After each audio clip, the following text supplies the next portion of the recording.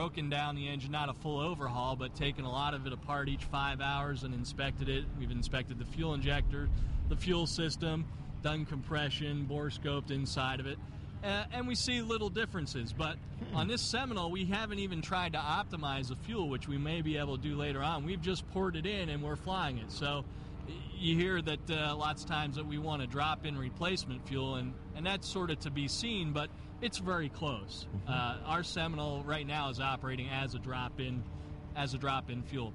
Having said that, Ponzo has been doing a lot of the test flying in the airplane, and he's going to be able to tell you a little bit about the differences between it. And there are some slight differences between the carburetor settings and spark plug settings and stuff like that. Having said that, again, it will work as a drop-in, but we're investigating how do you start this. It's a little bit different in starting than 100 low lead on the ground. Although one of the benefits, again, of a twin-engine airplane is we've been able to go up and do in-flight restarts, which was a concern, and they've all worked out fine. They've never had a problem. As a matter of fact, as soon as you unfeather the prop, it starts without bumping the starter or anything like that. We've even cold-soaked the engine so that it was extremely cold while flying around, and it, again, started right back up.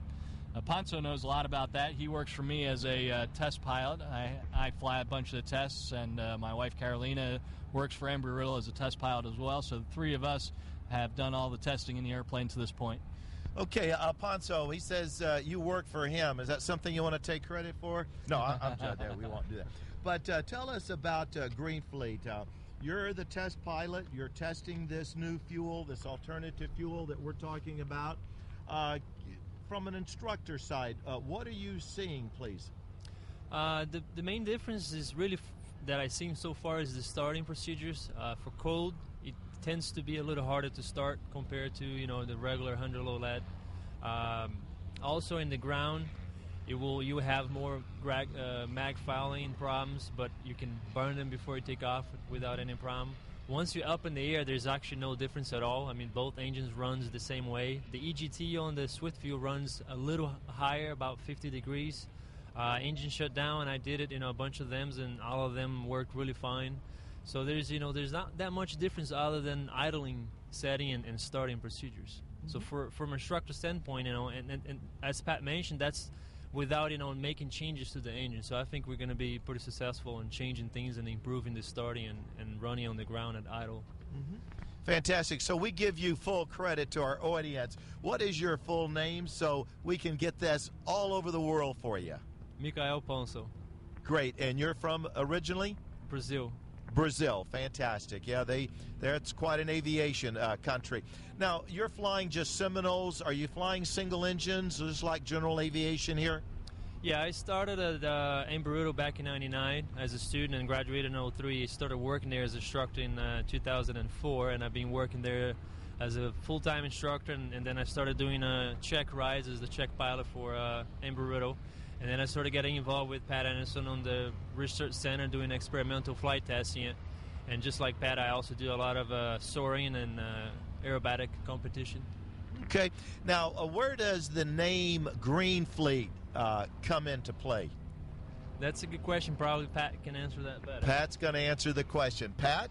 Well, I did it the way we do things at any big university. We had a contest. So we put out an email to the student body that said this is what we're thinking of doing, and we want a moniker to go with that and a logo to go with it, which is what you see there on Ponzo's shirt. Yes. And we had probably about 50 entrants, and they were all pretty good. This one's kind of simple, but we took a real liking to it, so Green Flight stuck. That went around to all the vice presidents at Embry-Riddle, and they all gave it the thumbs up. Fantastic. Now, we talk about alternative fuels, and for those that are looking in, we think we have some exciting news here because general aviation has needed to take the lead out. And here with Pat Anderson, Embry-Riddle, they're thinking that they have the solution. Now, my question and my thought process, which is shallow as it is, but I've got to ask that question. How now are you taking the lead out or not putting it in it? What other additive are you adding to it so it still causes the low detonation flashpoint? Well, that's a pretty interesting question, and it assumes that this is a petroleum-based product, which it's not. So there is no taking in additives or putting other stuff in. It's a completely different compound than anything you've ever seen before. And it's not soybeans, right? It's not. Okay. Well, not in the raw state. Okay. Maybe later on down the line it might be soybeans, but not right now. Okay. It's made of only 2 pure components, unlike gasolines, which are made of 60 some odd different components. This is 2 pure components, and to be quite honest, the Swift guys would have to get into the actual chemical composition of that, but there aren't any additives, and it's not like tweaking a gasoline because it's fundamentally different. Mm-hmm. Is this a patent? Is this something that only you have and the Green Fleet and Swift have, or are other people working on the same concept?